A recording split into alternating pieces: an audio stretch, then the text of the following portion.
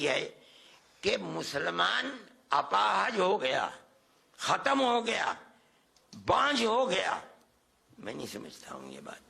کیا بات ہے کہ آج دنیا کا مسلمان ایک آدمی نیو یارک کا میئر بن سکتا ہے، ممدانی لندن کے اندر میئر بن سکتا ہے، ایک خان.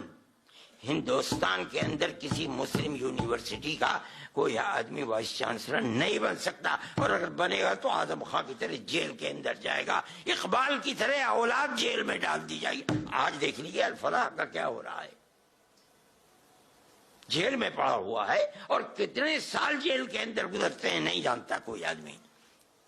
قوم، گورنمنٹ ملک کی آزادی کے بعد اس پر لگی ہوئی ہے کہ مسلمان کو سر نہیں اٹھانے دینا ہے. آج اس کا نتیجہ ہے کہ لوگ یہ کہتے ہیں کہ مسلمان کے اندر لیڈر چاہ رہے. کیا کہتے ہو تم؟ مسلمان قوم کوئی بانجھ تھوڑی ہے، اگر نہیں تھی تو وہاں کیسے بن گئے؟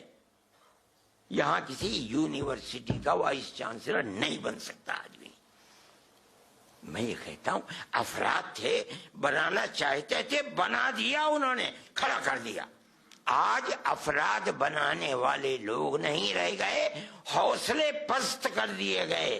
گورنمنٹ چاہتی ہے کہ ان کے پیروں کے نیچے سے زمین نکل جائے. آج نکلی ہوئی ہے زمین. میں حضرت مفتی صاحب، میری یہ بات آخر میں میرے جذبات میں نکل گئی، جو اس ظاہر ہے کہ اس اجتماع کے مطابق نہیں ہے، لیکن میں یہ کہتا ہوں کہ حضرت مفتی صاحب کو حضرت شیخ الہند رحمۃ اللہ علیہ سے جو ملا تھا، وہ جو بھی ان کی تعریف کرتا ہے در حقیقت ذات وہی ہے شیخ الہند کی.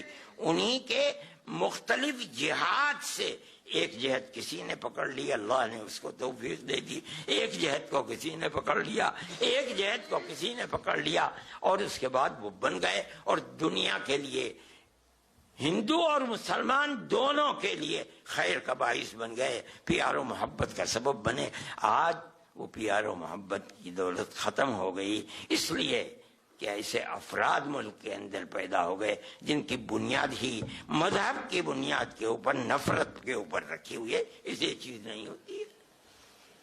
اللہ تعالی ملک کے اندر پیار و محبت کی وہ جو 1300 سال کی تاریخ ہے اسے پھر زندگی عطا فرما دے، اور ہمارا ملک جس طرح سے خیر و برکت رکھ کر کے چل رہا تھا، خدا کرے یہ ملک پھر پیار و محبت کے ساتھ چلے. وہ